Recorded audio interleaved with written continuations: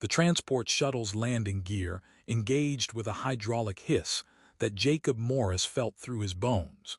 6 months of preparation, 12 hours of faster-than-light travel, and he'd arrived at Keslan 4, a world that was technically a human colony but practically belonged to its native inhabitants. The spaceport was a study in architectural compromise. Human signage existed alongside Keslari script, doorways built tall enough for the native species, but with human-height alternatives. Announcements broadcast in 3 languages, simultaneously creating a disorienting multilingual echo. Jacob collected his 2 bags, everything he owned that mattered, and followed immigration protocols through sections designed for human processing. The Keslari immigration officer who stamped his documentation had the distinctive elongated ears of her species, rotating independently to track sounds from multiple directions simultaneously. She studied his face with polite curiosity while her ears focused on something happening 3 booths away. Agricultural consultant, she read from his contract. Residential District 7, Building 32, mixed species housing. Her ears shifted forward, interest, Jacob thought, though his briefing materials on Keslari body language had been frustratingly incomplete. You'll be the only human in that tower. I was told the colony is integrating residential areas, Jacob said carefully. Integrating. Her expression remained neutral, but something in her ear position suggested amusement. Yes, that's the official term. Welcome to Keslan 4, Mr. Morris. Try not to accidentally poison yourself with our food. The taxi to his new apartment was driven by an automated system. Apparently, Keslari and human traffic protocols differed enough that mixing them created dangerous chaos. Jacob watched the city pass outside, architecture that felt simultaneously familiar and wrong. Everything was too tall, too narrow, designed for beings whose proportions didn't match human standard. Building 32 stood in a residential district that mixed commercial and living spaces in ways Earth zoning laws would never permit. Jacob's apartment was on the 7th floor, and the building manager, a middle-aged Keslari male named Tarith, met him in the lobby with formal courtesy and undisguised curiosity. Mr. Morris, your quarters are prepared according to human specifications. Tarith's ears tracked Jacob's movements while his eyes remained fixed on a data pad. Though I should warn you that human specifications are based on somewhat outdated information. You may find accommodations, approximate. That turned out to be generous. Jacob's apartment was built for Keslari proportions, ceilings 3 meters high, counters at chest height, furniture that looked like it had been designed for giants or perhaps very optimistic children. Someone had added a human-sized bed and lowered one counter section, but the overall effect was like living in a space built for someone else. Jacob was unpacking when he made his first critical mistake. Hungry after travel, he pulled up the food delivery application on his comm unit, selected what looked like a reasonable meal and hit confirm. Within seconds, his door chimed. Then again, and again. He opened it to find 3 Keslari neighbors standing in the hallway, their ears tilted at various angles that suggested confusion. "Did you mean to broadcast that to the entire floor?" The nearest one asked. "I what? Your dinner order." It went to all 40 residents. Jacob's face burned. "I'm so sorry I didn't." Also, another neighbor interrupted, her ears flicking forward with what might have been amusement. "Grain paste with fermented vegetables is food for sick children. The human district has actual restaurants. Did you know that?" By the time Jacob figured out the correct ordering protocol, 7 neighbors had stopped by offering help, advice, and increasingly concerned questions about whether he understood how to operate basic technology. The Keslari family across the hall brought him an instruction manual. For children, Jacob realized with mortification, but he thanked them anyway. That night, lying in his too-large bed in his too-tall room, Jacob heard sounds through the walls. Keslari language he couldn't quite understand. conversations punctuated by the subtle rustling of independently rotating ears tracking sounds he couldn't perceive. He'd become the neighborhood curiosity, the alien who needed help ordering dinner. It was going to be a long 5 years. By the end of his first week, Jacob realized his morning run had become scheduled entertainment. He'd maintained the habit since Earth, 30 minutes of jogging through whatever environment he inhabited. On Keslan 4, his route circled the residential district, and apparently watching a human deliberately exhaust himself for no practical purpose fascinated the locals. Small crowds gathered. Keslari residents paused their morning routines to observe the strange alien who ran in circles despite having nowhere urgent to reach. Their ears tracked his movements, rotating to follow his footsteps even when their eyes looked elsewhere. "Why do you do this?" a young Keslari named Prel finally asked, matching Jacob's pace with effortless strides. Keslari leg structure made them naturally efficient walkers, and what winded Jacob barely elevated Prel's respiration. "Exercise, cardiovascular health, but you have a perfectly functional transport system, and your workplace is only 2 kilometers away." Prel's ears angled in genuine confusion. "Why wear yourself out before the day begins?" Jacob tried to explain human physiology, how their bodies required regular physical stress to maintain health.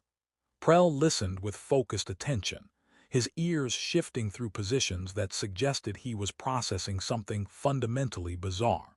"Fascinating," Prel said finally. "Humans are inefficient by design and must constantly combat their own biology. I should document this." By the second week, Jacob's coffee ritual had triggered a building-wide incident. He'd brought coffee beans from Earth, precious cargo space devoted to maintaining one small connection to home.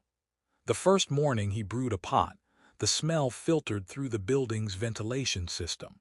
Within 10 minutes, concerned neighbors arrived checking for fires or chemical leaks. Terith appeared at Jacob's door looking genuinely worried. "Mr. Morris, what are you burning?" "Coffee, it's a beverage, caffeinated." Terith's ears flattened completely, the Keslari equivalent of profound shock.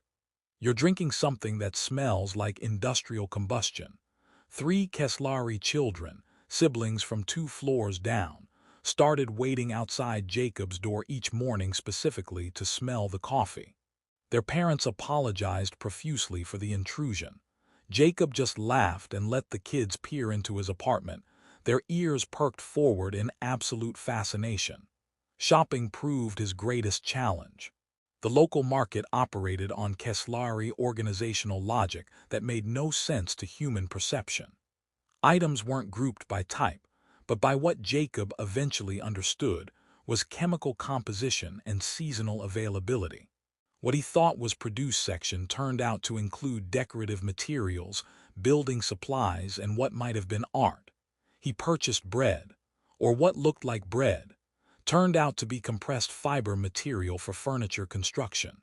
Sella, the young vendor who sold it to him, laughed openly when he returned the next day to complain.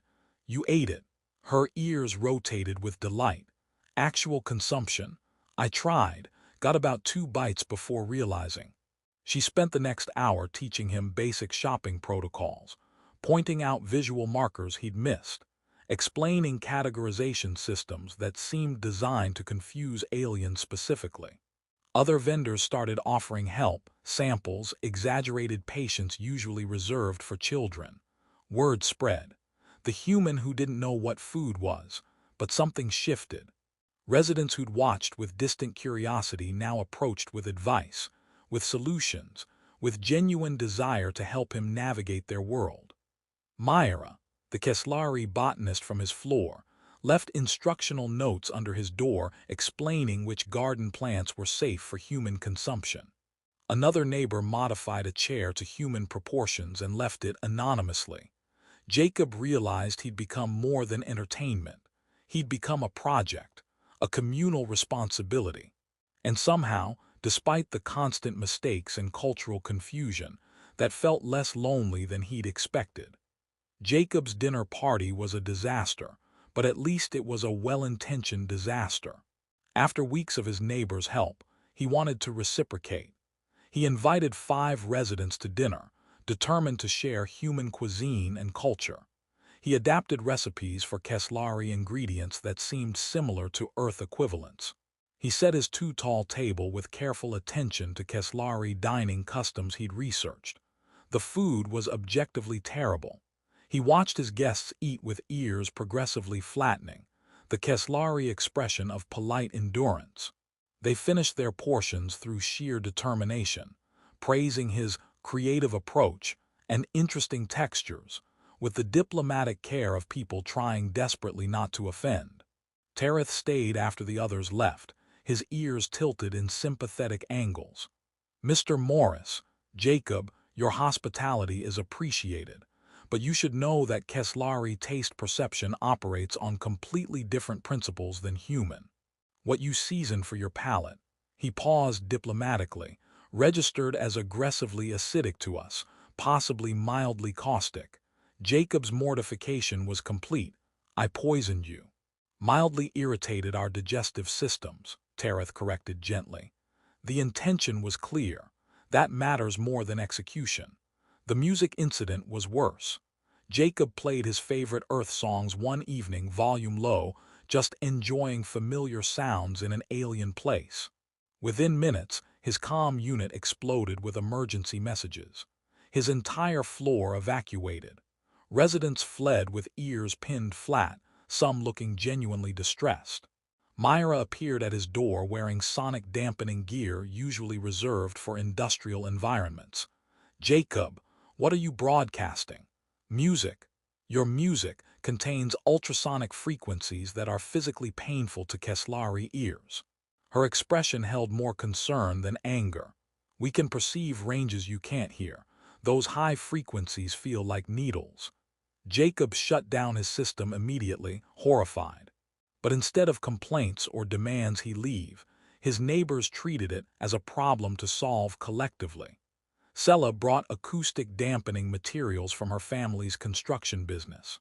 The Keslari engineer from floor 3, a quiet individual named Corval, offered to install frequency filters on Jacob's entertainment system. They turned his mistake into a community project, working together to make his apartment safe for both human entertainment and Keslari comfort. "We don't expect you to know everything," Myra explained while helping install dampening panels. "You're the first human most of us have met. We're learning about you as much as you're learning about us." Jacob started studying Keslari culture with genuine dedication. Their ear-based communication contained nuances that human language missed entirely, positions and rotations that conveyed emotional subtext. Their social hierarchies operated on principles of community contribution rather than individual achievement. Their 3-day naming ceremonies and 12-hour work cycles and elaborate food rituals that made human customs seem simplistic by comparison. But his neighbors asked equally curious questions. Why did he sleep 8 hours when Keslari required only 4? Why did he eat 3 times daily instead of their single elaborate meal? Why did he keep photographs, flat images of people he claimed to miss but couldn't actually interact with? The fascination became mutual, not just observation but genuine exchange. Jacob wasn't an oddity to study, but a bridge to understanding a completely different way of being conscious, of experiencing reality, of building meaning from existence. One evening, Prel, the young Keslari who'd questioned his running, appeared at his door with what looked like a musical instrument. "I've been studying human audio perception," Prel said, his ears angled in what Jacob had learned meant excited anticipation. "I composed something that should work within your hearing range. Would you listen?" Jacob listened. The music was strange, beautiful, operating on harmonic principles that felt almost but not quite familiar, and he understood. This was reciprocity. This was a Keslari trying to bridge the gap from the other direction. "It's beautiful," Jacob said honestly. Prel's ears perked fully forward, pure delight. "We're not so different that we can't share this. That's worth knowing." 6 months in, Jacob barely noticed the transformation. He'd become part of the building's fabric, woven into daily routines that felt natural despite their strangeness.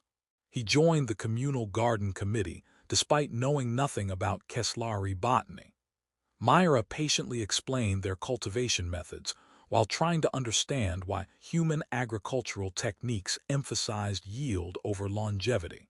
Somehow his terrible plant care produced thriving vegetables, and the Keslari botanist studied his methods with fascination, accidentally discovering that human approaches to soil composition optimized growth in unexpected ways. His morning runs now included a dozen Keslari who'd started joining out of curiosity. They didn't understand the purpose, but they enjoyed the social aspect, the communal activity that brought diverse residents together. The sight of mixed species jogging group became neighborhood legend. The children who'd watched him with cautious interest now treated him like an eccentric uncle. They'd arrive at his door with questions about Earth, about humans, about why he only had 2 ears that couldn't rotate and how did he possibly track multiple conversations. Then Tarith approached with a request that terrified him. The building is hosting a cultural festival. The residents have voted they'd like you to present human customs. Jacob stared. I'm not qualified to represent humanity. You represent the humanity we know, Tarith countered, his ears angled with gentle insistence. The one that fumbles shopping and makes painful music and runs in circles for no reason. The one that tries despite constant confusion. That humanity is worth celebrating. His neighbors helped him prepare. Myra translated his presentation into grammatically correct Keslari. Sela sourced ingredients for simple human foods that wouldn't assault Keslari palates. Corval built a presentation system with proper frequency filtering. The festival arrived too quickly. Jacob stood before a crowd of residents, Keslari who'd watched him fumble through basic existence, who'd witnessed his mistakes and helped him recover, who'd turned his strangeness into something valuable. He talked about Earth, about human diversity, the thousands of cultures and languages and ways of being human. He talked about loneliness, about being the only one of your kind surrounded by people fundamentally different. When I moved here, he said in careful Keslari, I thought I was relocating to a new planet. But I wasn't just changing location.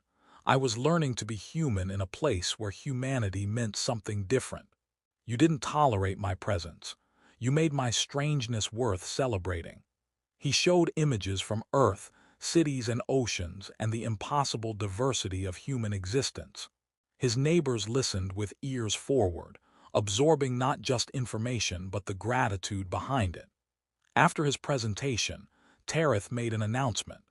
The building had voted to officially designate itself as a cross-species community facility. Jacob's presence had proved that differences strengthened rather than divided. The festival continued. Keslari and the handful of other humans present sharing food, music filtered through proper frequencies, stories that bridged worlds. Prel performed his human-compatible composition.